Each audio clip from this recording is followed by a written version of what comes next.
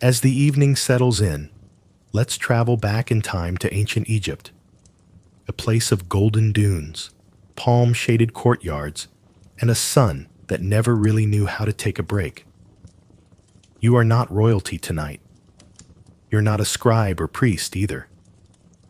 No, tonight you are a humble resident of Waset, what future folks will call Thebes, and the laundry is piling up. You trudge, arms full of dusty linen, toward the Nile. The river's morning mist curls around your ankles like it's trying to lull you back to bed. But alas, the clothes won't clean themselves. You're joined by neighbors, cousins, and the occasional very annoyed goat. This isn't a solitary chore. It's a full-on community affair. Part necessity, part gossip fest, part aquatic slapstick comedy. The banks of the Nile double as the communal laundromat. No coins required.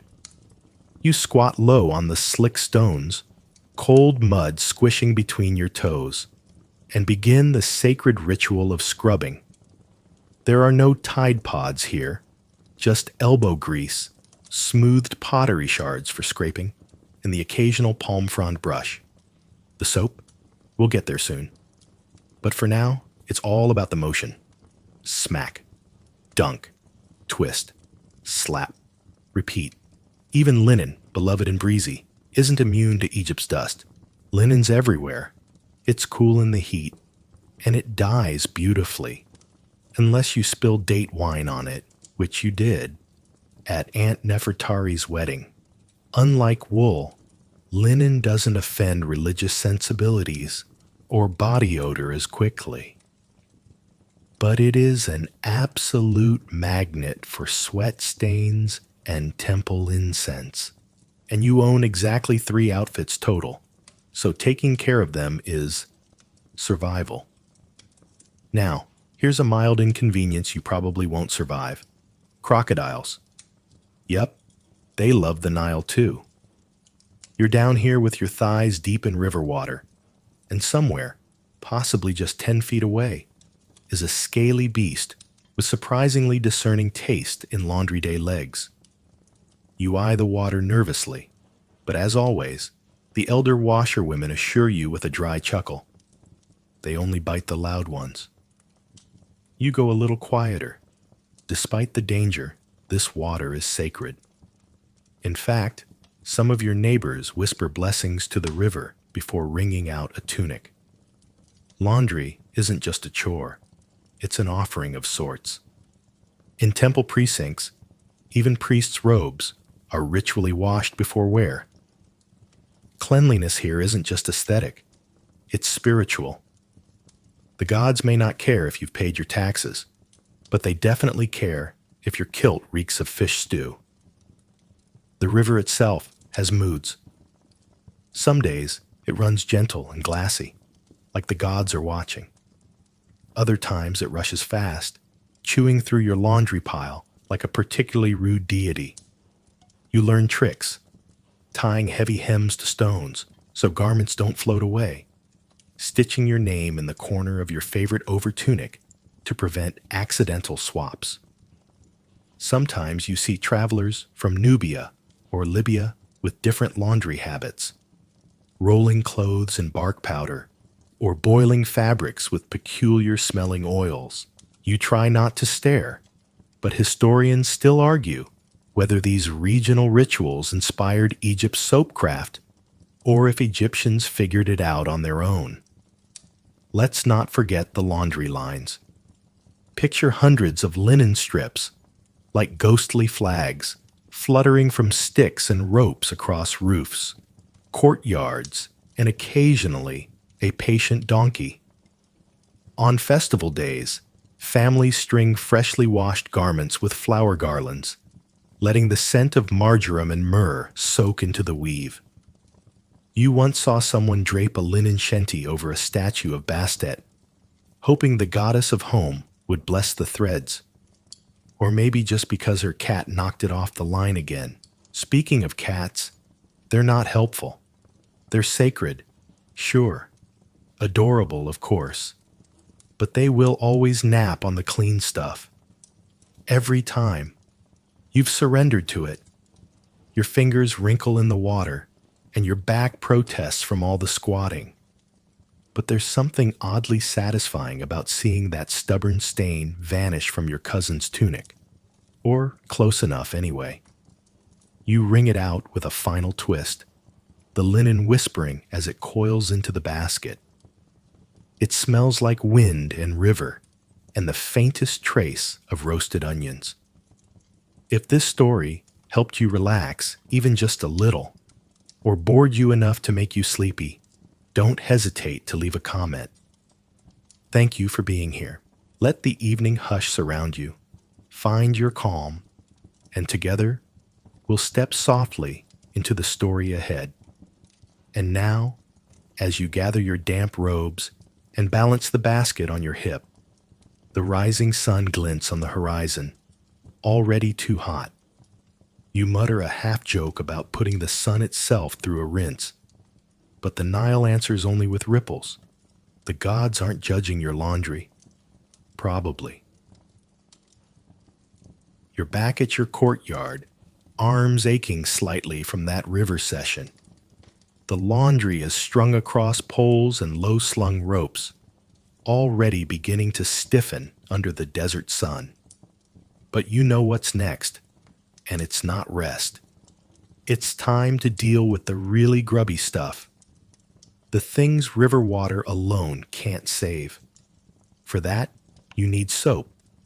Or, more precisely, the closest thing to soap your time has figured out. You duck into a shaded storage nook where little jars wait, their rims crusted with powdery residue. Your favorite is a mix of natron. Yes, the same salty stuff embalmers use to preserve mummies, and some pulverized lotus petals for scent. If death needs to stay dry and clean for eternity, your laundry can borrow a little of that magic. Natron is the OG Egyptian cleaning hack. Found in dry lake beds, it's a naturally occurring blend of sodium carbonate, sodium bicarbonate, and a few other salt friends. It's mildly abrasive, which means it scrubs without shredding your linens, and it deodorizes in that not-so-subtle, smells-like-ancient-salt flat way. You mix it with a little water to form a paste, then rub it straight onto the worst parts. Underarms, neck folds, mysterious splatters that may or may not be from yesterday's barley stew. Historians agree natron played a major role in cleanliness, but there's still debate around the luxury suds of the elite. Did Pharaoh's laundresses have access to fancier soaps made from imported clays and aromatic oils? Or was that just funerary propaganda to make the royals smell holier than thou? Either way, your version smells faintly like wet chalk and birthday incense, and it works well enough for Cousin Heket's wine-stained shoulder sash. But natron isn't your only option. Some families swear by powdered ash, especially when mixed with citrus rind, if you're rich enough to have citrus. Others hoard fine clay, brought up from the Nile's banks. It's gentle on fabric, even if it has a texture suspiciously similar to bird droppings. You've even seen a traveling washer sell soap balls made with rendered donkey fat and wildflower oils. He promised they'd soften your robes and your heart. They mostly smelled like hooves. You dab your own little mixture into a collar crease, massaging it in with a flat shard of pottery. There's a knack to it. Circular motions, firm pressure, a whisper of a prayer to Taweret, just in case she's listening today. She's better known for protecting childbirth, but honestly, that tunic is very overdue for a rebirth. While you scrub, a neighbor leans over the courtyard wall with some casual judgment. "Using natron again?" she asks, nose wrinkled. "That stuff will bleach your colors right off." You smile and nod, because yes, it will. but it'll also destroy the smell of goat cheese from last week's errand run. And that feels like a worthwhile trade-off. Smell, after all, is not a small matter. Ancient Egyptians are wildly scent-obsessed. Body oils, temple incense, ceremonial perfumes, you name it. And your laundry? It's expected to carry a faint echo of that fragrance. Not overpowering, just enough to say, I don't live in a fish market. Perfumed linen oils are expensive, though, so you improvise. You boil flower petals, jasmine, blue lotus, occasionally mint, and dip freshly washed garments into the strained liquid. They come out faintly tinted and smelling just barely less like sweaty procession. Some wealthier households go further. A trickle of myrrh oil on the drying cloth, threads dipped in cinnamon bark wash, and the especially dramatic ones? They tuck dried petals into the folds of the fabric, so when Pharaoh's scribe unfurls his robe, it lets off a floral puff. Imagine weaponizing scent to climb the bureaucracy. Now that's strategy. Of course, not everyone plays this game. The lower classes keep it simple. Ash, water, elbow grease, done. But there's always a touch of pride in even the simplest laundry. Fresh garments signal control over the chaos of heat, labor, and unpredictable camel traffic. You spot a young girl carefully folding her father's kilt so the frayed edge doesn't show. There's care in that crease, dignity in that fold. You sit back and flex your fingers, the natrons dried into a thin crust on your knuckles. You look over your handiwork. Most of it's clean, or at least clean enough to convince your aunt you tried. One tunic has a faint ochre streak that refuses to budge, even after 2 rounds of ash scrub and river soaking. You stare at it like it owes you money. Some believe that stubborn stains are curses. Not big, world-ending curses, just petty little spiritual stains, like you offended a minor household god by mocking his statue's beard. So you mutter a half-hearted apology to any watching spirits, wave some incense over the tunic, and hang it with the rest. If the gods don't approve of your laundry technique, maybe they should get you better soap. The air fills with the smell of drying linens, sun-warmed, vaguely earthy, touched with jasmine. Cats have returned, kneading damp clothes into their nests. Somewhere, a donkey sneezes directly onto someone's backup loincloth. And in the courtyard next door, a grandmother chuckles at a boy trying to dry his kilt by waving it like a flag. You grin and stretch, letting the sun bake the soap crust off your arms. Despite the toil, there's something oddly soothing about it all. The rhythms, the rituals, the way a natron-streaked tunic can feel like a tiny triumph. You didn't invent soap, but you did find a way to survive crocodiles, gossip, and mystery stains before breakfast. You're just settling into a quiet moment, the soap flakes still clinging to your fingers like ancient confetti, when a clatter from the neighbor's courtyard reminds you. Laundry isn't just about how you wash. It's who does the washing, and what that says about them. And depending on your rank, you might never lift a linen scrubbing finger at all. Let's say you were born slightly luckier, into a merchant family perhaps, or one of those mid-tier priestly households that have just enough clout to own a house goat and a laundry servant. In that case, your hands stay suspiciously clean. Your soiled garments are handed off to a washer. A dedicated job, by the way. Not some side hustle between farming onions and herding ducks. The laundry staff, called NDS in some records, had their own tiered pecking order. There's the river runners, who haul the garments down to the Nile and do the heavy soaking. The scrubbers, who know the secret sauce of natron to clay ratios. The ringers, whose forearms look like they've been forged by Ra himself. And finally, the folders. Oh yes, the folders. Don't laugh. If your kilt doesn't pleat just right, you could be shamed at a feast. There's a reason Pharaoh's linens always ripple like sand dunes. Someone's job is to make that happen. Some temple precincts even had entire laundry departments. Imagine your job title being Sacred Underwear Scrubber to the High Priest of Amun. Glamorous? No. Respected? Also no. But it was a job. And in ancient Egypt, having a job meant having a place in Ma'at, the great cosmic order. So you folded the divine loincloths with pride and maybe just a touch of envy. And let's not ignore the bureaucratic absurdity of elite laundry.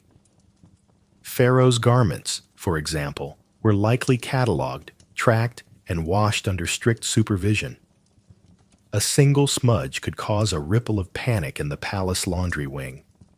There's even a scene on an old kingdom tomb painting showing two men arguing over what looks suspiciously like a missing sash. Historians still debate whether this scene was satire, symbolic, or just an early case of "you lost my good tunic, and now I curse your cattle." As for you, back in your not-so-palatial courtyard, you still remember the time a cousin tried to fake a priestly crease by folding his kilt with a hot brick. The result was half-melted linen and a faint smell of roasted laundry. He told everyone it was a new temple style. No one believed him. But not all laundry mishaps are self-inflicted. Ancient garments were precious and often reused, re-dyed, and patched until they practically begged for retirement. If a family heirloom tunic got dropped into the Nile mid-scrub, it wasn't just a wardrobe issue. It could be a social catastrophe. You remember stories of families offering small prayers to Sobek, the crocodile god, hoping he'd return a lost sash. He rarely did, but it's the thought that counts. Gender roles in laundry weren't always strict, but they had patterns.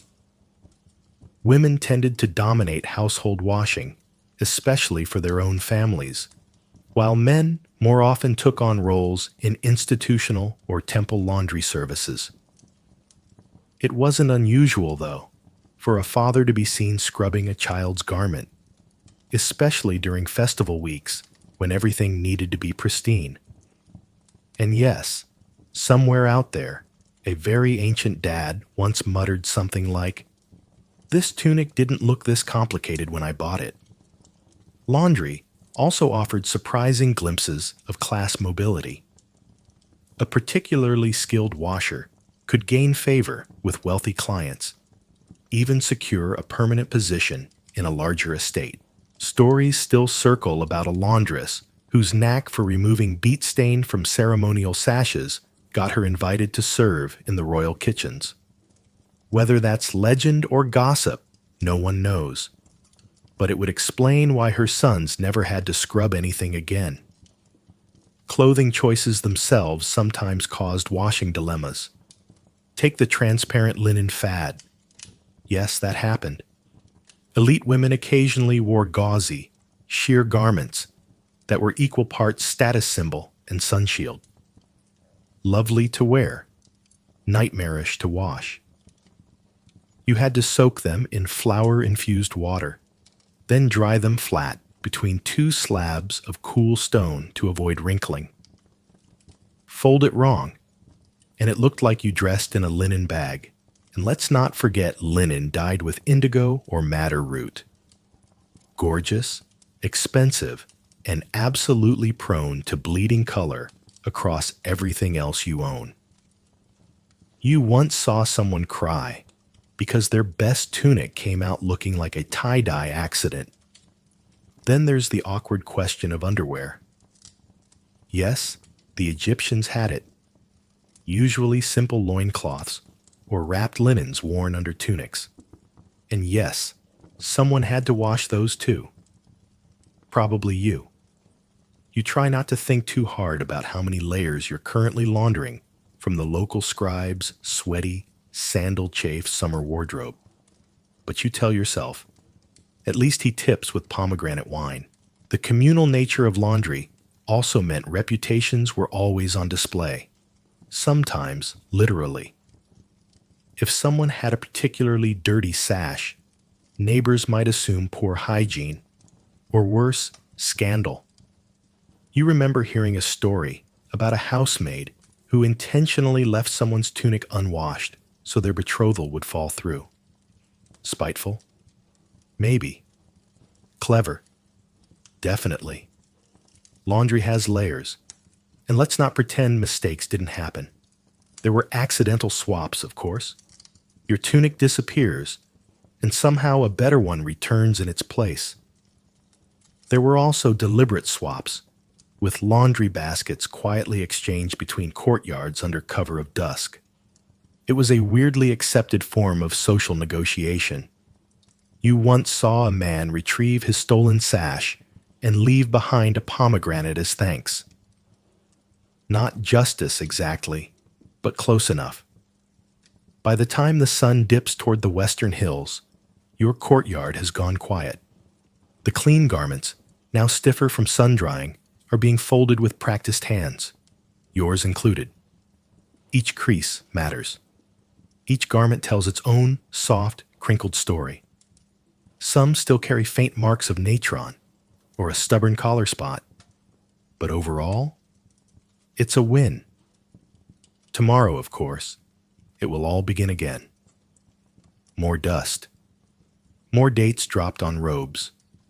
More stains. More soap. More elbow grease. But for now, you stack the last tunic, pat down the hem, and sigh. You may not be Pharaoh's sacred sash folder, but you do fold like you mean it. The evening light slips across your courtyard like a lazy cat, stretching long golden stripes across the stacked baskets and drying ropes. Most of the neighbors have retreated indoors, but you linger. One last load to finish. Not for yourself this time, but for a friend who traded you a fig cake for help. Laundry bartering. The unspoken economy of tired hands. You fish a tunic from the water and notice a dark, crusted stain near the hem. You frown. It wasn't there earlier. It looks like old ink. Or possibly fermented fish sauce. Either way, it's not moving. You reach for your last pinch of natron paste, but even that can't touch it. This is where laundry leaves the realm of science and edges into the murky waters of belief. Some stains, some odors, some garments resist with a kind of quiet defiance. And in ancient Egypt, that meant something. Not everything was a matter of detergent and effort. Sometimes people turned to magic. Yes, magic. Laundry had its own little corner in the world of spells and superstitions. You've heard old women mutter incantations while scrubbing, half prayer, half complaint. By the goddess of fragrance, may this stain surrender. Sometimes they even left garments overnight near certain herbs, believing the moonlight and scent would coax out the grime. It rarely worked, but it felt effective. You know one man who swears by a laundry charm. 3 loops of red thread tied around a sandal thong, then placed under the wash basin. He claims it keeps linens from yellowing. More likely it keeps cats from drinking the rinse water. But hey, whatever works. Some tombs have been found with miniature laundry items buried alongside the deceased. Tiny folding tables, model basins, even little clay wash boys mid-scrub. It wasn't about cleanliness in the afterlife. It was about readiness. Egyptians believed the next world mirrored this one, chores and all. And so, your best garments went with you, freshly washed, and neatly folded, because even in death, showing up wrinkled would be embarrassing. In fact, laundry was part of mummification preparation itself. The linens used to wrap a body were often treated with oils and resins, but washed first. Even Pharaoh's wrappings had to be cleansed, sometimes by the same hands that once washed his dinner napkins. A strange loop that. 1 minute you're scrubbing pit stains out of royal robes, the next you're laundering his eternal bed sheets. Historians still argue whether these ritual cleanings were symbolic or practical, or both.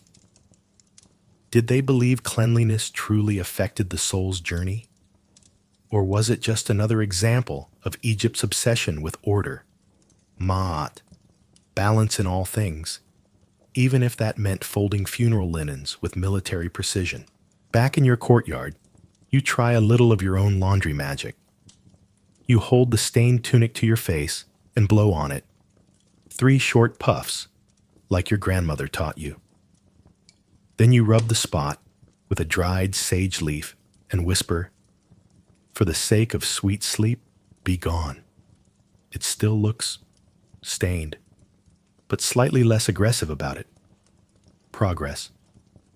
You hang the tunic on a palm frond line and pat it gently, as if rewarding a difficult pet.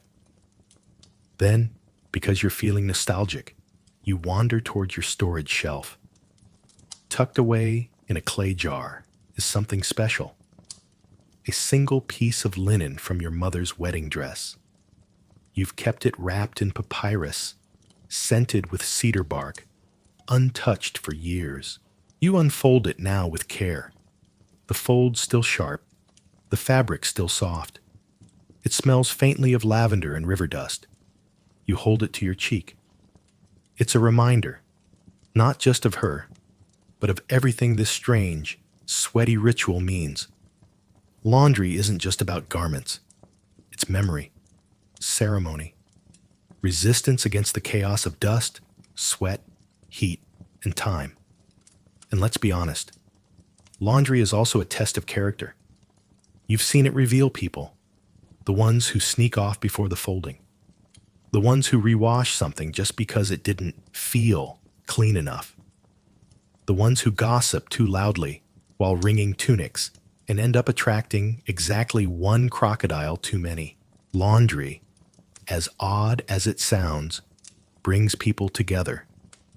You think of the silent rhythms at the river, the whispered tricks for salt-rubbed sandals, the child who used his sister's sash as a sling and tried to dry it by twirling. You remember the proud smile of a grandmother who taught her grandson to fold his first kilt. And of course, you remember your own small victories. The beet stain that gave up, the neighbor who praised your crease, the time you finished before sunset and just sat in the breeze, letting your hands dry with the linens. Tonight, the breeze is kind. Your courtyard hums with quiet. The last of the washing is done, the garments swaying like sleepy ghosts. The air smells faintly of soap, sunshine, and stories. In the end, whether it's natron, flour rinse, whispered spells, or sheer stubbornness, laundry always tells a tale. So now, as the last linen dries and the warmth of the day melts into stillness, you pause. Let your shoulders soften. The dust has settled. The river has gone quiet. The garments you labored over flap gently in the dusk, carrying with them the slow satisfaction of a chore completed not for glory, but for peace. Your hands rest on your lap now, warm from the sun, worn but content. You can still feel the echo of each motion. Wring, fold, smooth. It's all part of a rhythm older than any monument, a rhythm that connects you not just to your neighbors, but to centuries of scrubbers, folders, and sires who stared down a stubborn stain and said, "Not today." The scent of herbs and linen drifts across your courtyard. The sky above turns the color of old papyrus, and in the fading light, even the stained tunic looks beautiful. Imperfect, sure, but honest. Like you. So breathe slowly now. Let your eyes drift closed. The Nile flows on, gentle and patient, washing away the noise of the day. You've done enough. You've earned your rest. Somewhere, in another time, a washer leans back on cool stone and does the same. Let the hush wrap around you like clean linen. Let your thoughts settle like dust on a quiet shelf. And if you find a stray thread in your dreams tonight, don't pull it. Just drift.